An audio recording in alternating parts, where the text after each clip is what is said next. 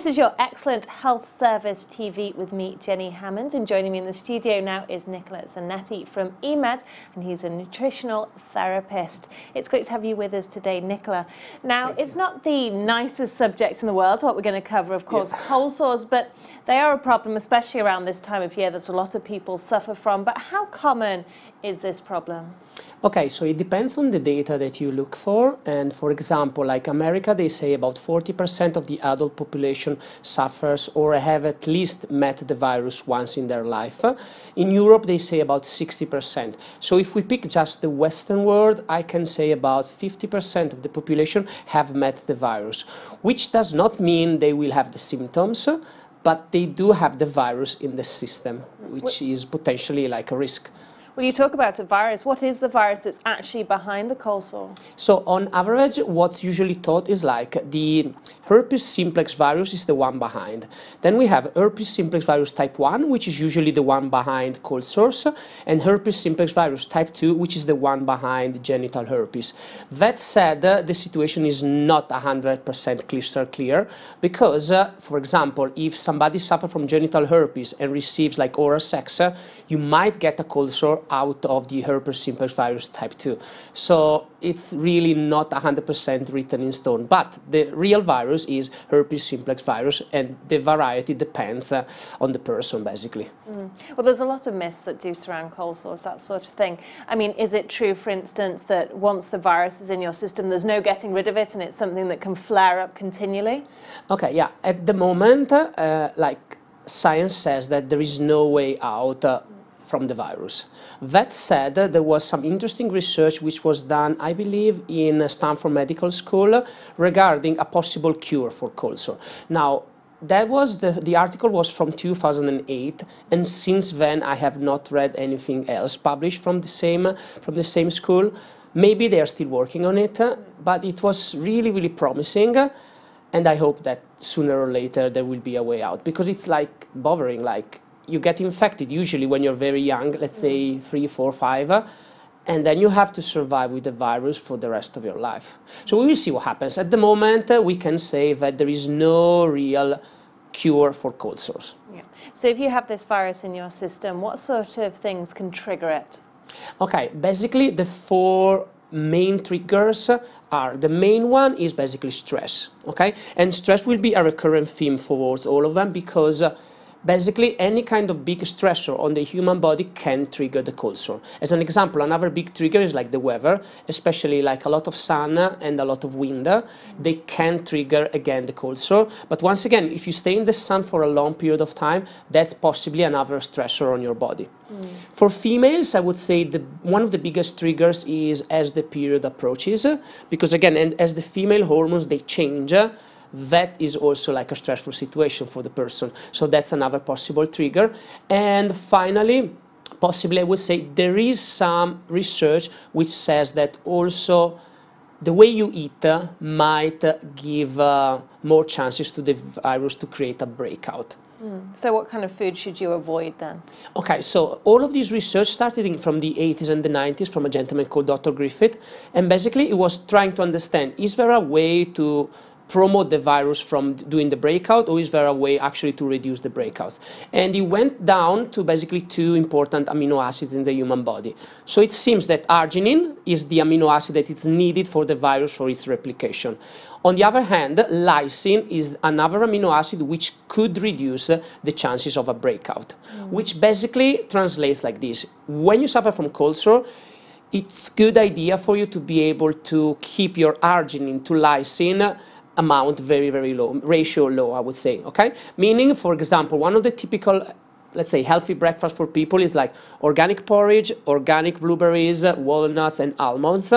In this particular case, it is a healthy breakfast, but the arginine to lysine ratio is like 3:1, which basically means that if you suffer from cold sore, you are possibly increasing your chances to suffer from another breakout. And any foods that are actually good to sort of ward off it? Okay, from the same idea, we could pick like foods which are low in arginine and higher in lysine, such as, for example, still like discussing like breakfast, you can go like organic plain yogurt, dried apricots or apricots and, for example, like chicory coffee, this, compared to the other one, is arginine to lysine 1, 2, 3. So definitely it will probably give you less chances of having a breakout, which is exactly, as a cold sore sufferer, this is exactly what you want. And how contagious are cold sores? Okay, so it really depends what kind of research that you read.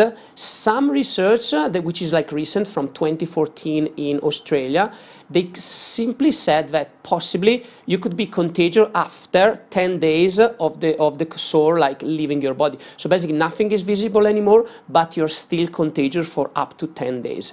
Now, how true is that? Is very, very difficult to tell because it was one study. That said, I would say, as a cold sore sufferer, I tend to be like really, really careful with like being contagious, basically because direct contact could, in theory, transmit the virus. Or even if I drink from a glass of water and somebody else drinks from the same glass of water very, very soon after I did it, there is a potential risk for the cold sore to spread. So it's very difficult to tell. I would say if you suffer from cold sore, be aware that you could potentially transmit the disease to other people, so be really, really aware of what you do.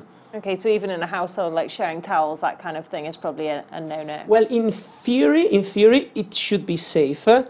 Once again, would I try it? Probably not. I wouldn't try it with somebody I care for and so on. So I would treat it like, okay, I would try to be as safe as I can for the condition. That's basically my idea.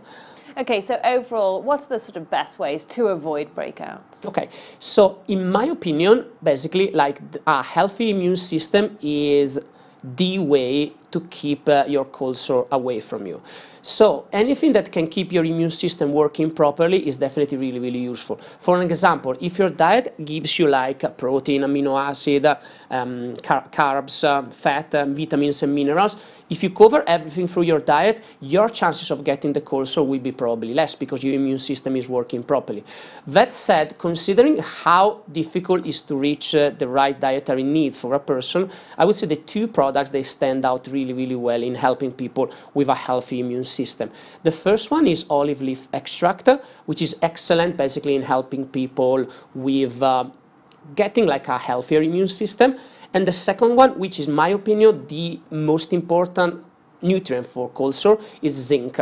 And zinc is really difficult to be found in the diet. Just to give you an idea, the only 4 foods that they can easily give you enough zinc to cover your needs in a day are oysters, venison steak, grass-fed meat, and pumpkin seeds, which are not commonly used by people, especially the first 3. Like, I think I had oysters once in my life, and I often ask this question to a lot of my students, and the vast majority of them, they almost never had oysters in the last year. Yeah. So it's not easy to be... So it's about supplements then? Yeah, possibly yes. I think that could be a solution because basically, on average, at the moment in Europe, we are advised to take about 10 milligrams of zinc a day. And there is also an upper limit because zinc is like a strong supplement. The upper limit is like 40. So you must be within 10 and 40 mg of zinc considering your diet and the supplementation. If you do that, I have noticed much less chances of a person developing the cold sores breakout.